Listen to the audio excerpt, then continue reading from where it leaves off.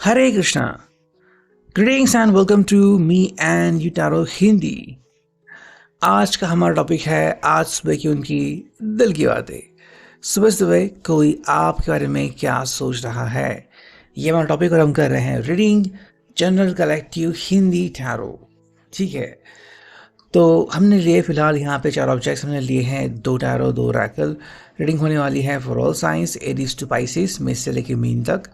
Subscribe कीजिए channel को and bell notification on करना बिल्कुल मत भूलिए। ठीक है, तो अपनी पर्सन को याद कीजिए और हम भी देखते हैं कि भाई जो कार्ड्स हैं वो कैसे आपको सदर करते हैं।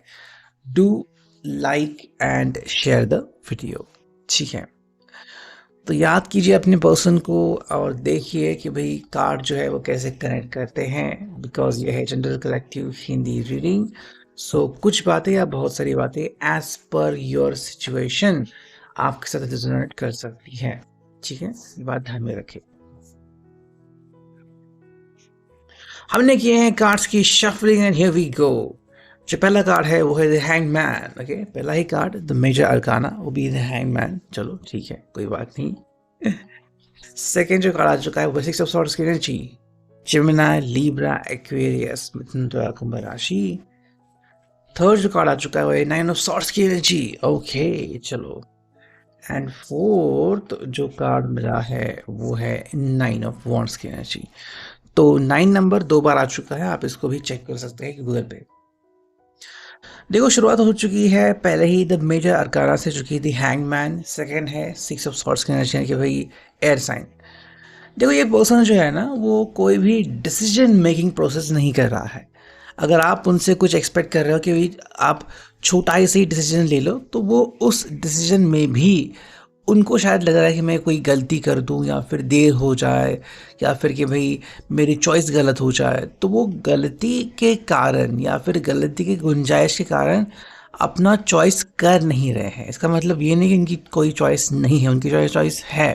ठीक है, हो सकता है उनकी और आपकी जो चॉइस हो उसमें अंतर हो और आपको ये पता है, लेकिन वो सीधे सीधे इस बात को एक्सेप्ट नहीं कर रहे हैं, बिकॉज फिर उसका अंजाम क्या होगा ये उनको नहीं पता।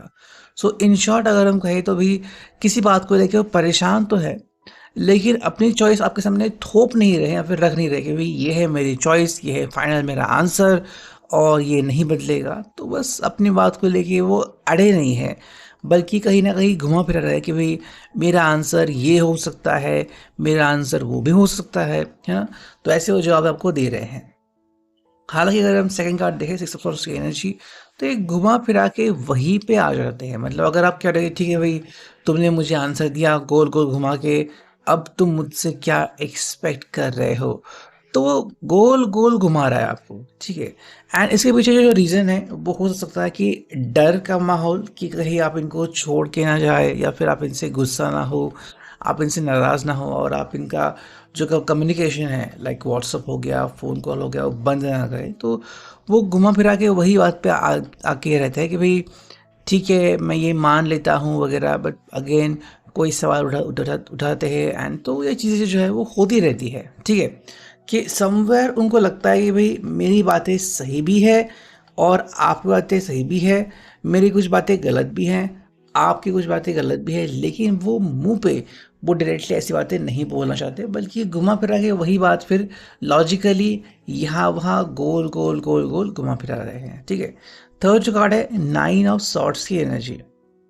ये एक ऐसे माहौल में जी रहे हैं जहाँ पे उनको लग रहा है कि भाई अगर आप इनको छोड़ के चले गए तो क्या होगा। मतलब एक नेगेटिव कॉन्सेप्ट लेके बैठे हैं कि मेरे साथ क्या बुरा हो सकता है, अगर मैं अकेला पड़ गया तो क्या होगा, एंड मुझे आपकी याद कितनी आएगी एंड फिर क्या होगा। और अगर एक्चुअली ऐसा हो रहा है तो इन्होंने ये पल जिए हैं, तो ऐसे पल इनको दोबारा नहीं जीने हैं। इसलिए वो कह रहे हैं कि भाई मुझे ये जो नाइन ऑफ सॉर्ट्स की एनर्जी इसको तोड़ना है। ठीक है, आई वॉन्ट कम्युनिकेशन, मुझे कम्युनिकेशन चाहिए और उसके लिए क्या चाहिए, नाइन ऑफ वॉन्ट्स में वेट करने को रेडी हूँ।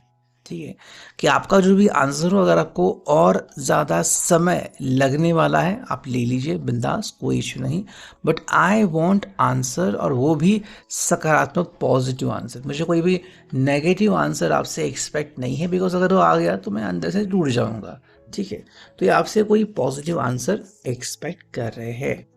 नेक्स्ट हमें कार्ड मिले हैं, देखो यहाँ पे है 7 ऑफ कप्स की एनर्जी, चॉइसेस बहुत सारे यहाँ पे मिल चुके हैं इनको। फिर है द हायरोफेंट, ठीक है। थर्ड जो कार्ड मिला है हमें यहाँ पे वो है 6 ऑफ पेंटिकल्स की एनर्जी। एंड फोर्थ कार्ड जो मिला है हमें यहाँ पे वो है एस ऑफ पेंटिकल्स की एनर्जी। देखो इनके पास चॉइसेस, जो मैंने कहा कि बहुत सारे चॉइसेस ऑप्शंस हैं, लेकिन वो कोई चुन नहीं रहे हैं। बिल्कुल वही बात हो रही है कि ऑप्शंस तो बहुत सारे हैं, दिखाने के लिए भी हैं और कहने के लिए भी हैं, बट उनमें से कौन सा ऑप्शन सही रहेगा ये उनको अभी तक नहीं पता। जो उनकी निगाहें हैं वो है कि भाई commitment, communication and engagement, marriage, या फिर जैसे हम कहें कि भाई फिक्स कम्युनिकेशन, है ना, कि भाई सब कुछ बढ़िया, अब कोई प्रॉब्लम नहीं, कोई नेगेटिविटी नहीं, इसके ऊपर इनका फोकस है। हालांकि देखो वो हर एक बात को ना फूक फूक के देख रहे हैं कि भाई क्या होगा अगर मैंने ये ऑप्शन चुना तो क्या होगा, अगर मैंने वो ऑप्शन चुना तो क्या होगा, तो ये सब वो जज कर रहे हैं। हालांकि यहाँ पे एस ऑफ पेंटिकल्स वो जो आपके ऊपर ना, मतलब अपना जो इम्प्रेशन है वो वही रखना चाहते हैं जो पहले था, कि द बेस्ट इम्प्रेशन जो कभी भी डाइल्यूट या डल नहीं हो सकता। नेक्स्ट जो दो कार्ड आ चुके हैं वो है द डेविल।